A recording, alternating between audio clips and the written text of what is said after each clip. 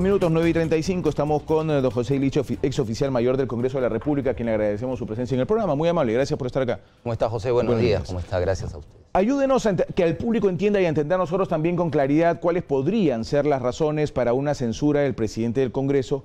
Ya la congresista Milagros Salazar ha explicado lo que de acuerdo a ellos serían sus motivaciones para la censura. Sí, si usted me permite, quisiera empezar con 3 puntos. Bueno.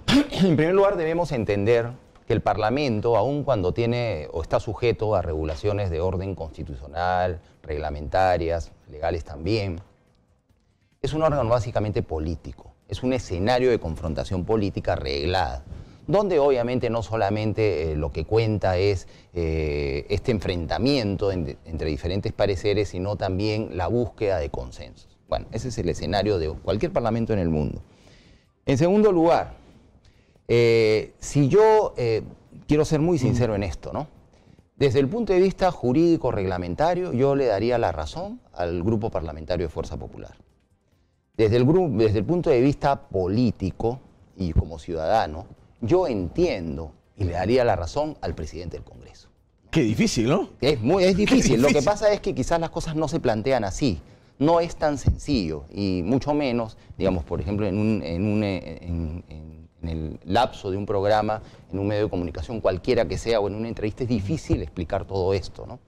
Pero si uno lee la moción de censura presentada, en efecto, el Grupo Parlamentario de Fuerza Popular tiene razón. El Consejo Directivo es el órgano que aprueba la agenda del Congreso cada semana. O sea, cada agenda del Congreso, cada grupo de temas tienen que ser aprobados por el Consejo Directivo. Y esto no ha ocurrido. O sea, el presidente del Congreso tiene algunas licencias que el propio reglamento le da para introducir temas de urgencia, entre los viajes de urgencia del presidente, temas de declaración de guerra, cosas así, ¿no? Son cuatro casos extremos. Puntuales y específicos. Puntuales y específicos que están en el reglamento del Congreso. Y no más. En lo demás está sujeto a las reglas que contiene el reglamento del Congreso en materia de elaboración y aprobación de la agenda. Y es clarísimo que es el Consejo Directivo el órgano que tiene a su cargo esto. El diseño original del Consejo Directivo del Congreso fue Consejo Directivo con Junta de Portavoces. En algún momento esto se modificó y se crea la Junta de Portavoces, que es un órgano de coordinación política con algunas atribuciones muy importantes, ¿no? Como ampliar la agenda, exonerar algunos trámites importantes en los procesos parlamentarios, etc. Entonces, explicar eso es muy complicado.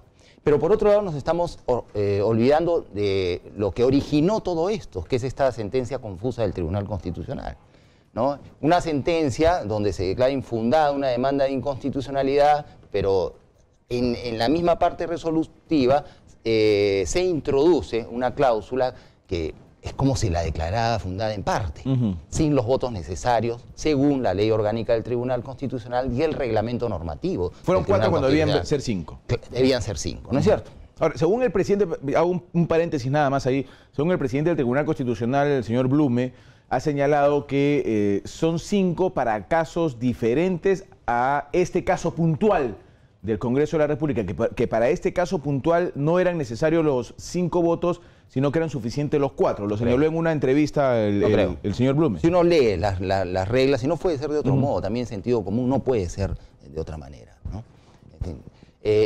Bueno, lo cierto es que digamos, el origen de todo esto está ahí. Por supuesto hay un tema político que tiene que ver con la presión, seguramente sobre el presidente del Congreso, de algunos parlamentarios que renunciaron a sus grupos parlamentarios originales y que quieren formar bancada aparte, como en efecto ya lo hicieron. Ahora hay 10 grupos parlamentarios en el Congreso. Exacto. Como usted bien lo dijo, esto es un desastre para el Congreso de la República. Lo poco de institucionalidad parlamentaria que nos está quedando lo están destruyendo y esto debe terminar ya. Por eso, yo pienso que la cosa se plantea así, también pienso que lo que hay que reclamar, y lo venimos diciendo hace semanas, al Congreso es, primero, ya basta pues señores, ¿no? O sea, la gente ya no va a tolerar estas cosas, la ciudadanía ya se está molestando y se va a terminar muy enojada por esto. Está empezando a reaccionar. Y va a empezar a reaccionar porque ya en los días anteriores hemos tenido ya muestras de que la ciudadanía puede reaccionar saliendo a las calles y una serie de medidas más, ¿no es cierto? Entonces tienen que ponerse de acuerdo. Tienen que ponerse de acuerdo. Ya basta, ya, o sea, que usen el sentido común. Por eso no es fácil. Desde el punto de vista jurídico reglamentario, repito, yo le daría la razón a los parlamentarios de Fuerza Popular, pero desde el punto de vista político entiendo y le doy la razón al presidente del Congreso, porque el presidente del Congreso, cuando se conoce la sentencia del Tribunal Constitucional, actúa como debe actuar un presidente del Congreso, consulta a la comisión especializada. Las comisiones tienen dos funciones: dictaminar los proyectos de ley y absolver consultas especiales. En este caso a la Comisión de Constitución. Y no lo hizo. Y seguramente él ha seguido presionado, y alguien le dijo, la sentencia del tribunal se cumple. Él no es abogado y no tiene por qué conocer esto, pero de repente en ese sentido, y desde el punto de vista político lo han asesorado y ha tomado una decisión, expidió una resolución, permitió que se creen 2 bancadas más, hay 10.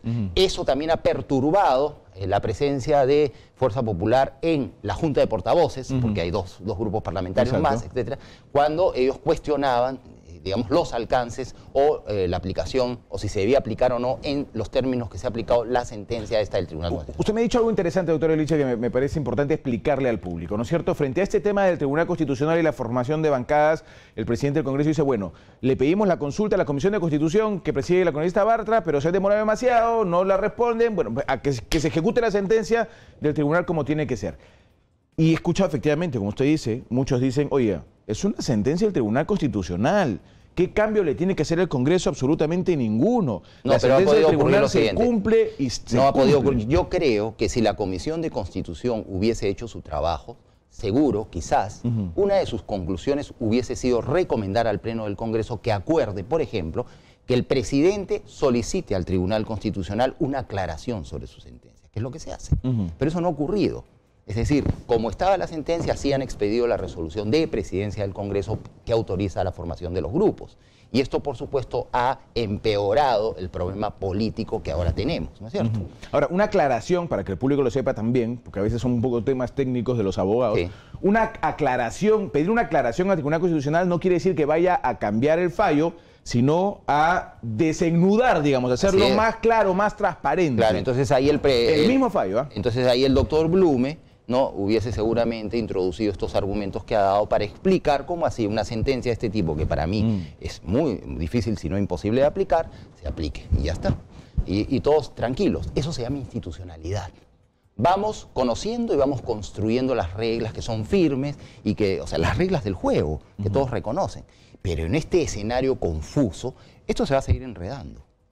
Y la gente ya se está cansando. No puede continuar. Tienen que ponerse de acuerdo. Que se reúnan en reserva, en secreto, que hagan lo que quieran, pero que salgan con un acuerdo. Esto no puede continuar. Ahora, la censura, o sea, aprobar la censura y la consecuente vacancia de la presidencia del Congreso es muy sencillo. Todavía el fujimorismo, o sea, la Fuerza Popular y otros grupos, no sé, que lo puedan apoyar, tienen los votos para recuerden, mayoría simple. Se elige por mayoría simple, se vaca por mayoría 66, simple. listo. Así es. Y tienen 61, me parece, los fujimoristas. Tienen, bueno, si la congresista letona está afuera, son 60, ¿no? 60, Sí. Pero tienen los 5 del APRA. Deberían Eventualmente. no llegar ahí a 65. Podría haber abstenciones del otro lado, en fin. Sí, ¿no? yo no estoy tan convencido de que los 61 o 60 fujimoristas Podría tengan ser, la misma línea. pero igual no lo sabemos. Igual Igual no lo sabemos, peligra, es digamos, el cargo, o sea, el congresista peligra la continuación del congresista Salaverry como presidente del Congreso. Está en peligro, está en peligro. La moción de censura tiene un trámite muy fácil porque se tramita como cualquier otra moción. Está en el artículo del reglamento del Congreso que regula las mociones de orden del día. 36 votos, me parece, para la moción. Para la admisión. Para la admisión, y inmediatamente se debate y se vota. Entonces, el tema es muy sencillo por ese lado. Por eso, el problema es de orden, sí, jurídico-reglamentario. Y a cada quien hay que darle lo que le corresponde en este juego, ¿no es cierto? En este escenario jurídico-reglamentario. Pero en el escenario político, digamos, también, ¿no?, hay otros elementos que hay que considerar. Y que no se olviden, las parlamentarias y los parlamentarios, y los congresistas de nuestro Congreso. Al frente tienen al pueblo ya cansado. Estamos no en la parte final, sino continuamos en una crisis profunda que se inició o se reinició, si se quiere, con este problema de los audios, todo lo que ha ocurrido con las investigaciones, el uso de la prisión preventiva y todas estas cosas que continúan ocurriendo y todo lo que se va destapando, ¿verdad? todo lo que ya sabíamos, ya lo hemos ya tenemos las pruebas. Había corrupción en el Poder Judicial, todo aquello de lo que se hablaba, sí, ¿no? Ahí está. O sea, tenemos muchas pruebas. Y la gente está cansada, está asqueada. Esto debilita la democracia y toda la institucionalidad democrática. Si uno hace una especie de vuelo de dron en nuestra realidad peruana, ¿no es cierto?, y se eleva un poco para ver nuestro panorama, hay una crisis muy fuerte. Es una crisis profunda y la crisis es de institucionalidad. No conocemos las reglas, no sabemos a qué atenernos, no sabemos... el ciudadano, a quien es difícil, no porque no lo puede entender, sino porque no tenemos los espacios ni el tiempo, sería una locura, necesario. Tenemos que hacer una clase de cada cosa para explicarles, ¿no? Entonces los ciudadanos lo que sienten es que tienen un Congreso donde todos pelean, donde nada está claro, ¿no? Y fíjense, los que, según mi punto de vista, los que aparecen en este momento como malos, que serían los parlamentarios de Fuerza Popular, desde el punto de vista jurídico-reglamentario yo creo que tienen la razón, ¿no? El que aparece como bueno, desde ese punto de vista no tiene la razón, pero desde el punto de vista político sí la tiene y por eso el pueblo podría estar apoyándolo, porque eso es lo que entiende el pueblo. ¿No? Que el congresista Salaverry, bueno, quiere hacer bien las cosas, que aparentemente hay, digamos, una especie de protección, o ha habido una actitud de protección al fiscal de la Nación que acaba de renunciar, etcétera, ¿no es cierto? Entonces, acá al final los perjudicados somos nosotros. Ahora, usted habla bien de una crisis, ¿no es cierto?, al interior de este Congreso de la República, y suena sencillo decir, vamos, conversen pues, ya lleguen a un acuerdo, vamos a calmar estas aguas por el bien del Perú. Usted conoce la interna de las bancadas.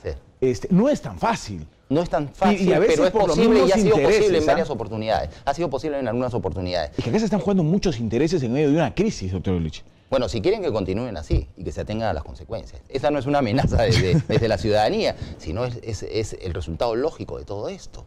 La gente se va a cansar. La gente ya se cansó una vez, 2 veces, se va a cansar. Van a salir a las calles, en fin. ¿Usted cree que la gente ve positivo? Por eso yo le decía, trataba de hacer entender a la congresista Salazar. ¿Usted cree que la gente ve positiva cuando salen en los medios?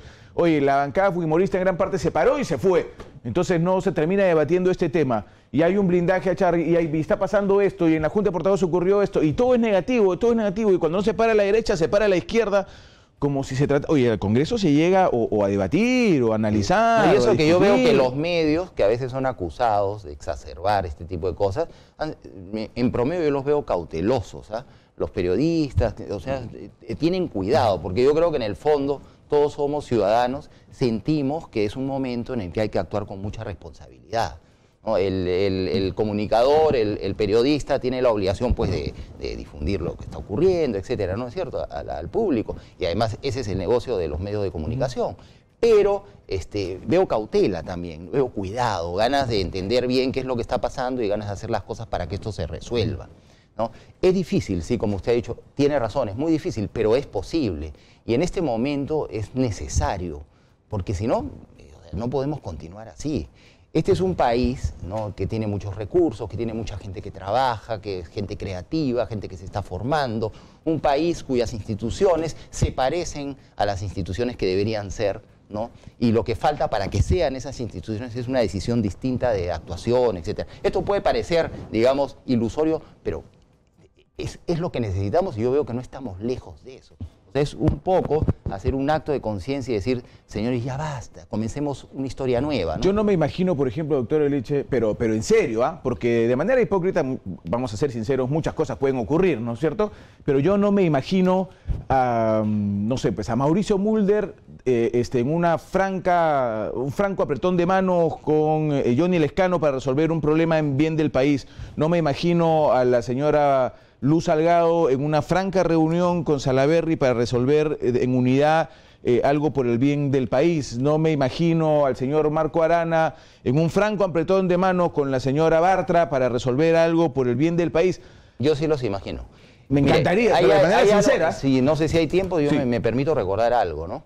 La transición al fin del gobierno de Fujimori y el gobierno de transición hasta el gobierno de Paniagua, ¿no es cierto? A mí me identifican siempre con el Congreso porque fui oficial mayor del Congreso, trabajé más de 15 años ahí. Pero yo fui secretario general de la Presidencia de la República durante el gobierno de transición. Yo vi de cerca eso. Y sí es posible, ¿no? Enemigos debieron darse la mano enemigos debieron conversar, si no, no salíamos adelante. Tuvimos 8 meses de trabajo intenso, de coordinación política, sin bancada en el Congreso, con muchas presiones, con muchas, digamos, necesidades urgentes, problemas por resolver, ¿no? Y hubo pues diversas negociaciones que se tuvieron que hacer, o concesiones, ¿no es cierto? Concesiones, por parte de quienes estaban en contra del gobierno de Paniagua. O sea, yo he visto cómo eso sí es posible. Ojalá, doctor, que su esperanza sea realidad y que algo así pueda ocurrir por el bien del país y por la tranquilidad de los peruanos, ¿eh? De verdad. Sí, eso Ojalá. esperamos, bueno, y sigamos adelante luchando, ¿no?, por conservar lo que nos va quedando de institucionalidad, ojalá recuperarla, fortalecerla, ¿no?, y mostrar realmente un Estado distinto a la gente, que es lo que la gente que quiere trabajar, que quiere crear, que quiere desarrollarse, que quiere vivir, está esperando. Es verdad. Doctor José Licha, es un gusto tenerlo en el programa. Ha sido usted muy Gracias. amable. Gracias por haber estado con nosotros.